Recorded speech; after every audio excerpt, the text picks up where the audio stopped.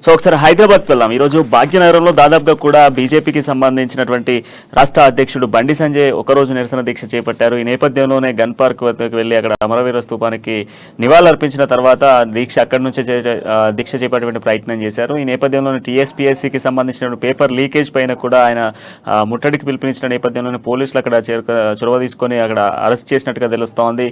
దీనికి సంబంధించిన పూర్తి డీటెయిల్స్ అందించేందుకు మా బ్యూరో చీఫ్ కృష్ణమూర్తి అందుబాటులో ఉన్నారు. కృష్ణమూర్తి.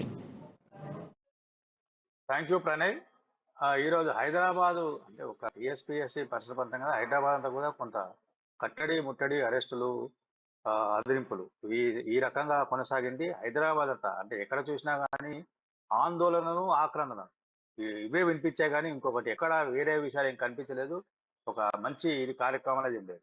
మొదట చెప్పాలనుకుంటే టీఎస్పీఎస్సీ సంబంధించిన పేపర్ లీకేజ్ కేసు.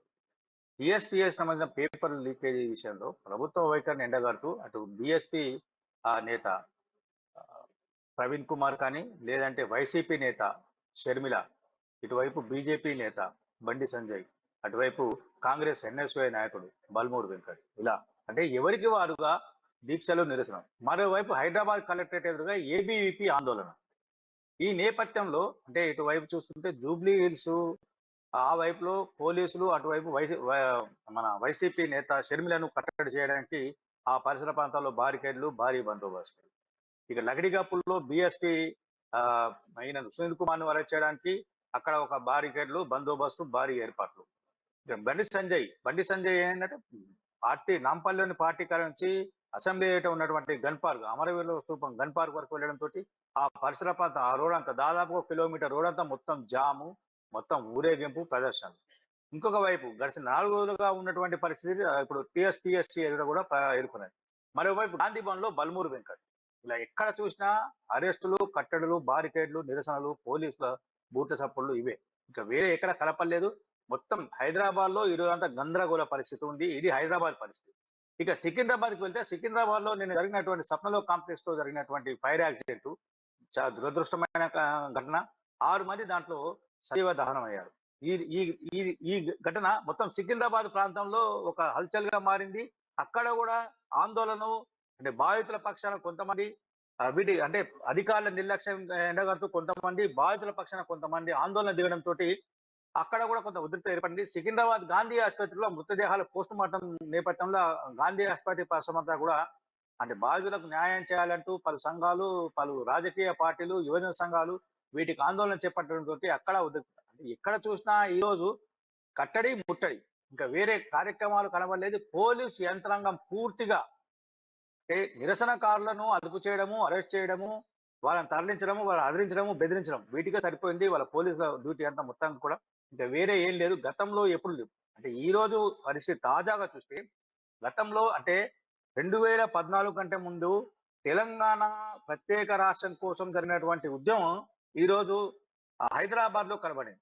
తెలంగాణ ప్రత్యేక రాష్ట్ర ఉద్యమం సమయంలో కూడా అనేక చోట్ల చిన్న చిన్న ఇష్యూల విషయంలో కూడా పెద్ద ఎత్తున ఆందోళన జరిగేది. పోలీసులు ఇదే రకంగా మోహరించి బారికేడ్ ఏర్పాటు చేసి, ముళ్ళ కంచెను ఏర్పాటు చేసి, బాష్పవాయు ప్రయోగాలు చేసి ఆ రకంగా అడ్డుకున్నారు. ఈ రోజు అంటే ఒక బాష్పవాయు ప్రయోగం జరగలేదు, బాష్పవాయు యంత్రం రాలేదు, కానీ ఆ స్థాయిలో ఏర్పాటు చేశారు. ఆ రకంగా ఇక్కడ పోలీసులు యంత్రాంగం పూర్తిగా నిమగ్నమైంది. మరోపక్క ఏంటంటే డీజీపీ ఆఫీస్ ను ముట్టడిస్తారు కొంతమంది అని సమాచారంతో డీజీపీ ఆఫీస్ దగ్గర రవీంద్ర భారతి పరిసర ప్రాంతాల్లో అక్కడ ఆంక్షలు. ఇక్కడ చూసినా పోలీసుల బారికేడ్లు వీటికి సంబంధించి ఉన్నాయి. ఆందోళనకారులు, రాజకీయ పార్టీ నాయకులు, పోలీస్ స్టేషన్లు అన్ని రాజకీయ పార్టీల నేతలతో నిండిపోయినాయి అరెస్టులతో. ఈ రకంగా ఎక్కడ అంటే ఈ రోజు పరిస్థితి హైదరాబాద్ లో ఎక్కడ చెప్పుకోతగ్గటువంటిది ఏముందో అంటే ఆందోళన, ఆక్రందనలు, ఆ ఆరోపణలు, ప్రతి ఆరోపణలు, లాఠీ చార్జీలు ఇవి తప్ప మిగతాయి లేవు. మొత్తంగా హైదరాబాద్ లో ఈ రోజు అంటే బీజేపీ ఏదైతే చేపట్టిందో ఆందోళన, ఆ ఆందోళన ఒక పూర్తిగా ప్రధాన రహదారి అసెంబ్లీ మొత్తం దిగ్బంధించి వాళ్ళు ఊరేగింపు చేశారు. అటువైపు బీఎస్పీ కానీ, ఇటువైపు షర్మిల కానీ వీళ్ళు చేసింది కూడా కొంత అయింది. గాంధీ భవన్ లో టీఎస్పీఎస్ ఆనుకొని గాంధీ భవన్ ఉండడంతో ఆ పరిసర ప్రాంతాల్లో కూడా కొంచెం ట్రాఫిక్ జామ్ అయిపోయింది. ఎక్కడక్కడ వాహనదారులు కానీ వేరు వేరు పనుల మీద, అత్యవసర పనుల మీద వెళ్ళేవారు చాలా ఇబ్బందులు పడ్డారు. ఇది ఈ రోజు ఉన్నటువంటి పరిస్థితి ప్రణయ్. కృష్ణవంశీ అదేవిధంగా గన్ పార్క్ వద్ద కవర్ చేస్తున్నటువంటి రిపోర్టర్స్ అదేవిధంగా కొందరి కెమెరామెన్లకు సంబంధించి కూడా పోలీసులు లాఠీచార్జ్ చేసినట్టుగా తెలుస్తుంది. అక్కడ కొందరు గాయాలైనట్టుగా కూడా తెలుస్తుంది. దానికి సంబంధించి ఏంటి డీటెయిల్స్ ఏంటి? దాడి డ్రెస్లో అంటే పోలీసు యూనిఫామ్ లో ఉన్న పోలీసులు కాకుండా సివిల్ డ్రెస్ లో ఉన్న పోలీసులు దాడులు చేశారు. అక్కడ ఇద్దరు ఆ, రెండు కెమెరాలు కొంత దెబ్బతిన్నాయి.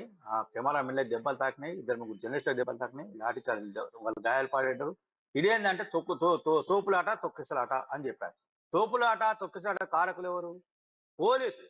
కావాలని వాళ్ళు దీక్షను భగ్నం చేయడానికి ఆ ముందుగా దీక్షను భగ్నం చేయాలనుకుంటే ప్రధాన నాయకుడిని తీసుకుపోయి అరెస్ట్ చేయడమా, లేదు అంటే కార్యకర్తలు దఫల వారీగా అరెస్ట్ చేస్తూ నాయకుడి దగ్గర రావడం. అలా కాకుండా ఒకటేసరికి ఆ దీక్షా శిబిరం మీద సంజయ్ ఉన్న ప్రాంతం మీద పడేసి వాళ్ళను ఎత్తుకపోవడానికి ప్రయత్నం చేస్తే కార్యకర్తలు అడ్డుకుంటారు. దాంట్లో తొక్కిస్తాడు జరిగింది, కొంత తోపుడు జరిగింది. దీన్ని కూడా పోలీసులే కారకులు.